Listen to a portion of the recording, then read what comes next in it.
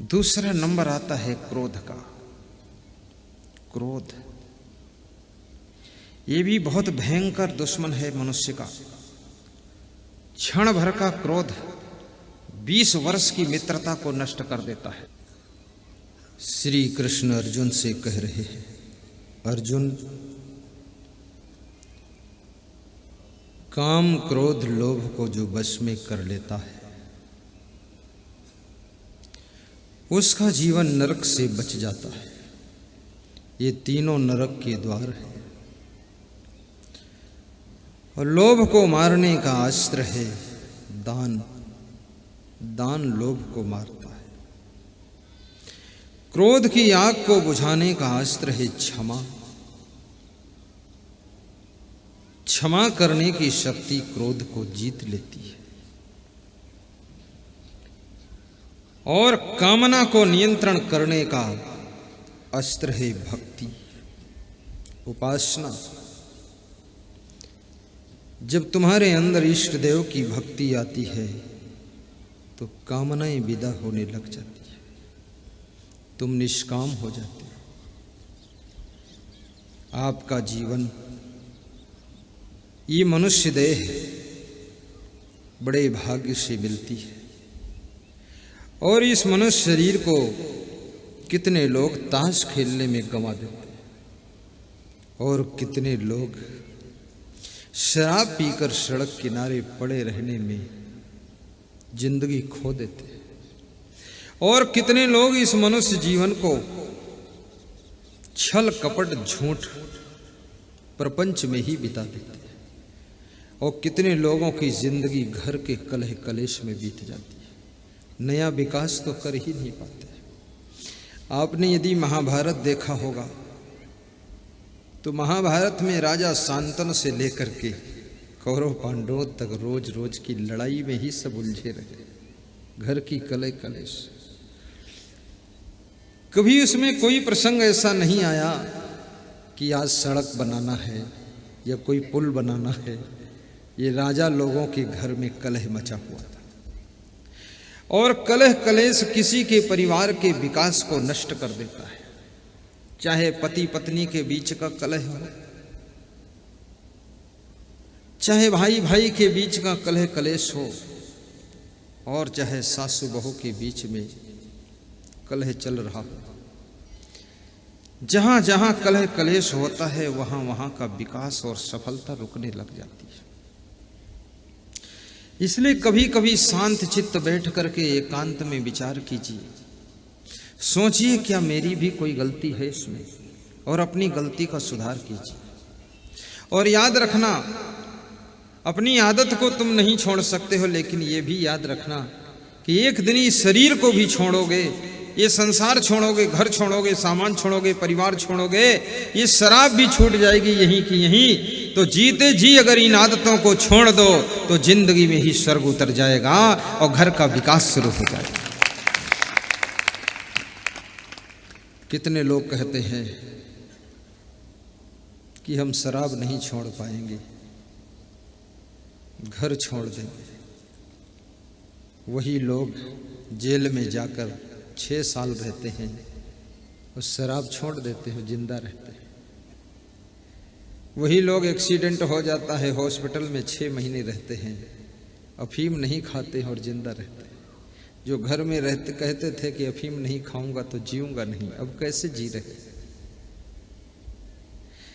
अपने परिवार को सताओ मत, दुखाओ मत। ये आत्मा अमर है, अजर है, अविनाशी है, शरीर नाशवान है। जिसके साथ में तुम दुर्व्यवहार करोगे, सताओगे, दुखाओगे, पीड़ा दोगे, ये आत्मा अगले जन्म में फिर बदला ले लेगी। अगर तुमने सासू को सताया है तो सासू की आत्मा थोड़े वर्षों के बाद तुम्हारे पास में आएगी। बेटी के रूप में आ जाएगी, बेटे के रूप में आ जाएगी, नाती पोते के रूप में आ जाएगी। फिर बचपन से वो सताना शुरू कर देगी।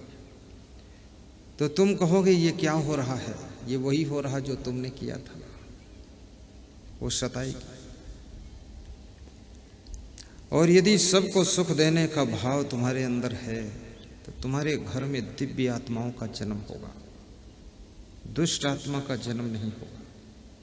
फिर पुत्र के रूप में ही पुत्र तुमको प्राप्त होगा। पुत्र के रूप में पुत्र बहुत कम लोगों के घर पैदा होता है।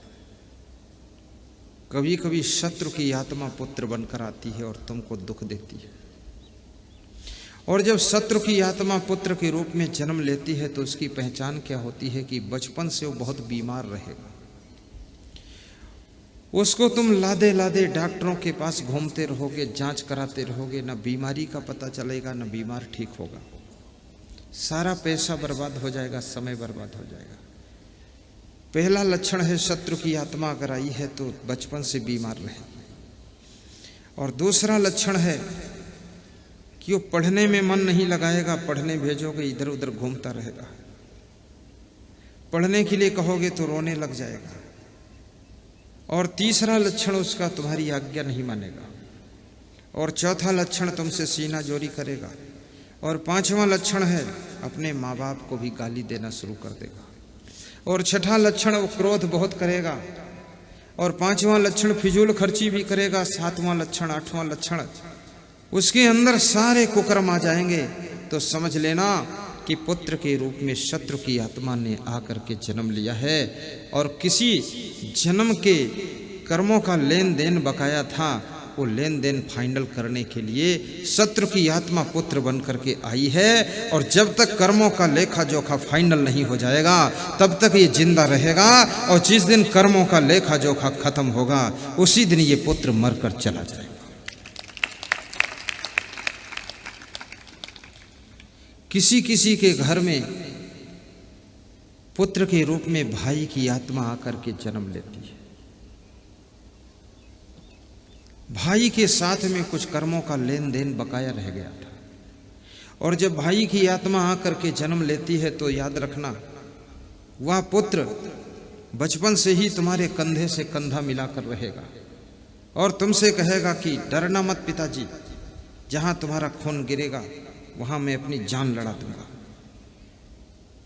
तो समझ लेना भाई की आत्मा पुत्र का रूप लेकर आ चुकी है और कर्मों का लेन देन फाइनल हो रहा है। और कभी कभी आपके घर में पिता की आत्मा पुत्र का रूप लेकर जन्म लेती है। जब पिता की आत्मा तुम्हारे घर में पुत्र बन करके आती है तो उसकी बचपन से पहचान होती है कि तुमको बचपन से आदेश देगा और तुमसे कहेगा पिताजी इंगोरिया की मार्केट में जाइए, वहाँ से ये सामान लेकर आइए, उसके बाद खेत में आना तो और काम तुमको बताऊंगा। तो तुम नाराज होकर कहोगे क्या तू मेरा बाप है, मेरे को काम बताएगा? वास्तव में तुम्हारा बाप ही आया है काम बताने के लिए आया है।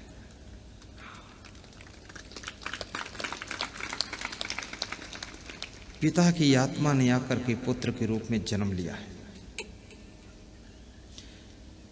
और किसी किसी के घर में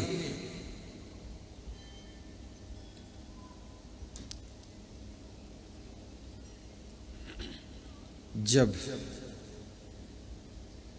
पुत्र के रूप में पुत्र की ही आत्मा आ जाती है तो बचपन से वो आज्ञाकारी होगा, स्वस्थ रहेगा, प्रसन्न रहेगा, तुम्हारे पैर छुएगा, तुमको सम्मान देगा, पानी पिलाएगा और हाथ जोड़कर बैठेगा, कहेगा पिताजी मुझे भी बताओ मैं क्या काम करूं। तो समझ लेना पुत्र के रूप में ही पुत्र प्राप्त हुआ है। और यदि आपके यहाँ कोई पुत्र भी ना हो, पुत्री भी ना हो, तुम्हारी पत्नी बंध्या हो जाए, बांझ, कोई संतान का जन्म ना हो, तो समझ लेना पिछले जन्मों में तुम्हारे द्वारा बहुत पाप हुआ है। किसी पंछी के बहुत सारे अंडे तुमने फोड़ डाले हैं। इस पाप से तुम्हारे घर में कोई संतान का जन्म नहीं हो रहा है। अब कृपया पुण्य कमाइए आप। इसलिए किसी पंछी के अंडे भी फोड़ना नहीं चाहिए। अगर अंडा कहीं है लुढ़का हुआ तो संभाल के रख देना चाहिए। प्राणियों पर दया करो। अभी रात में मैं सागर जिले में जा रहा था, पधरौनी, 9 बजे थे रात के, लगभग 10 बजे थे। तो एक कुत्ते का बच्चा, छोटा सा पिल्ला, पिल्ला बोलते हो आप लोग क्या, पीला।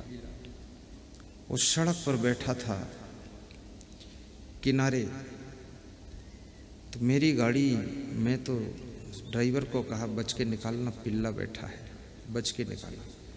फिर मैंने सोचा मैं तो बच के निकाल ले गया, लेकिन पीछे से और गाड़ियाँ आ रही मेरे साथ वाली, कहीं अंधाधुंध में पिल्ला को मार न दे। तो गाड़ी रुकवाया, एक संत जी को उतरवाया। हमने कहा जाओ उस पिल्ला को उठाकर और दूर किनारे बिठा दो और उसको समझा दो सड़क पर मत सोना, साइड में सोना कृपया। तो संत जी जाकर के उसको उठाकर किनारे बिठाए।